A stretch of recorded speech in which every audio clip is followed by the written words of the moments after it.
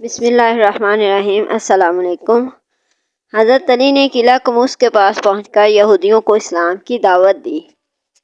لیکن انہوں نے اس دعوت کا جواب اینٹ اور پتھر اور تیر اور تلوار سے دیا، اور قلعے کا رئیس اعظم مرحب خود بڑے تنتنے کے ساتھ نکلا، سر پر یمنی زرد رنگ کا ڈھاٹا باندھے ہوئے اور اس کے اوپر پتھر کا خود پہنے ہوئے، رجس کا یہ شعر پڑھتے ہوئے حملے کے لیے آگے بڑھا کہ خیبر خوب جانتا ہے کہ میں مرحب ہوں، اسلحہ پوش ہوں، بہت ہی بہادر اور تجربہ کار ہوں۔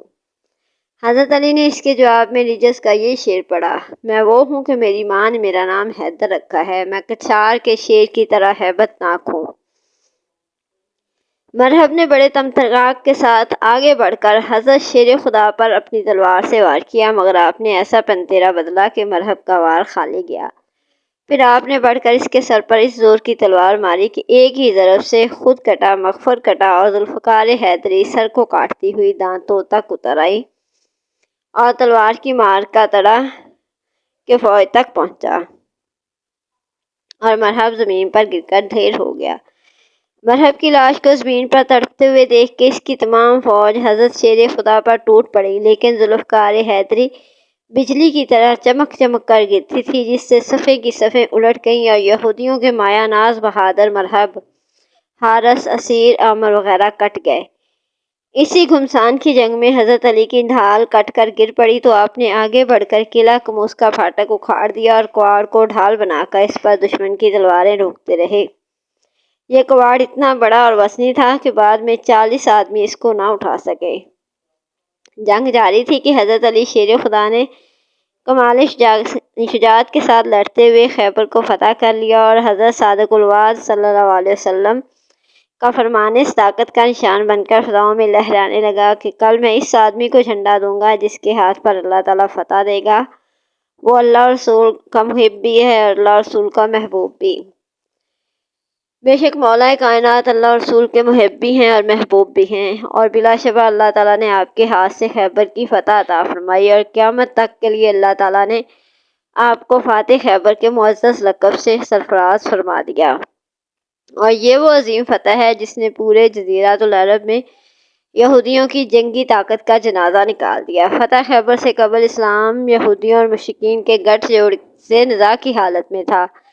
لیکن خیبر فتح ہو جانے کے بعد اسلام اس خوفناک نزاع سے نکل گیا اور آگے اسلامی فتوحات کے دروازے کھل گئے۔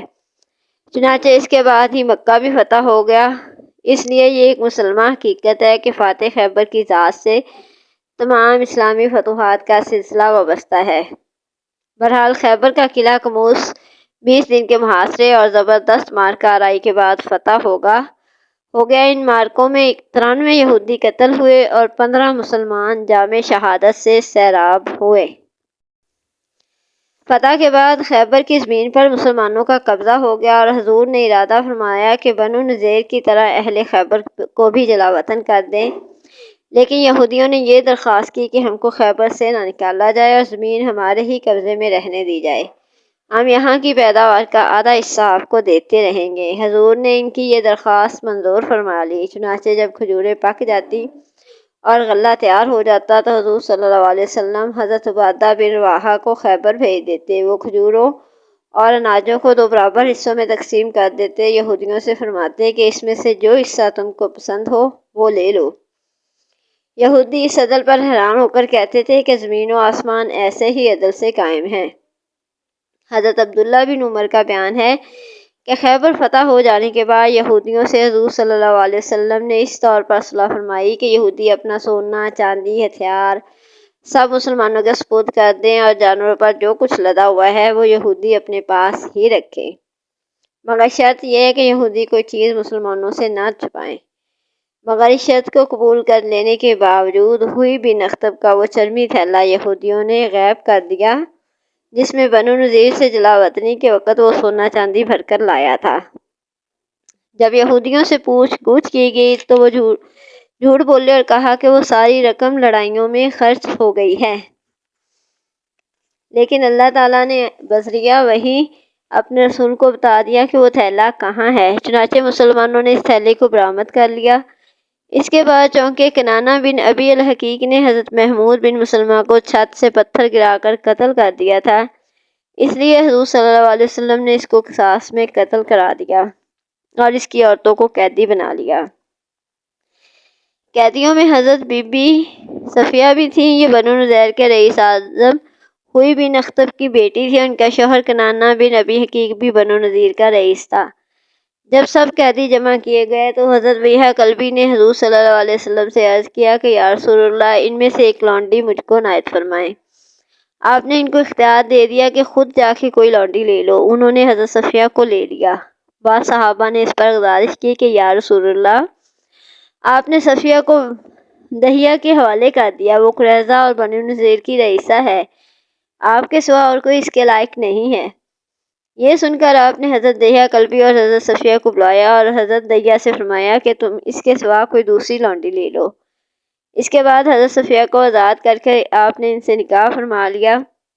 اور 3 دن تک منزل صحبہ میں ان کو اپنے خیمے میں سرفراز فرمایا اور صحابہ کرام کو دعوت ولیمہ میں کھجور، گھی، پنیر کا ملیدہ کھلایا۔ فتح کے چند روز بعد حضور صلی اللہ علیہ وسلم خیبر میں ٹھہرے، یہودیوں کو مکمل امن و امان عطا کیا اور قسم قسم کی نوازشوں سے نوازا، مگر اس بد باطن قوم کی فطرت میں اس قدر خباثت بھری ہوئی تھی کہ اسلام بن مشکم یہودی کی بیوی زینب نے حضور کی دعوت کی اور گوشت میں زہر ملا دیا۔ خدا کے حکم سے گوشت کی بوٹی نے آپ کو زہر کی خبر دی اور آپ نے ایک ہی لقمہ کھا کر ہاتھ کھینچ لیا، لیکن ایک صحابی حضرت بشیر بن برا نے شکم سیر ہو کر کھا لیا اور زہر کے اثر سے ان کی شہادت ہو گئی اور حضور کو بھی اس زہریلے لقمے سے عمر بھر تعالوں میں تکلیف رہی۔ آپ نے جب یہودیوں سے اس کے بارے میں پوچھا تو ان ظالموں نے اپنے جرم کا اقرار کر لیا اور کہا کہ ہم نے اس نیت سے آپ کو زہر کھلایا کہ اگر آپ سچے نبی ہوں گے تو آپ پر اس زہر کا کوئی اثر نہیں ہوگا، ورنہ ہم کو آپ سے نجات مل جائے گی۔ آپ نے اپنی ذات کے لیے تو کبھی کسی سے انتقام لیا ہی نہیں، اس لیے آپ نے زینب سے کچھ بھی نہیں فرمایا، مگر جب حضرت بشیر بن برا کی اسی زہر سے وفات ہو گئی تو ان کی قصاص میں زینب قتل کی گئی۔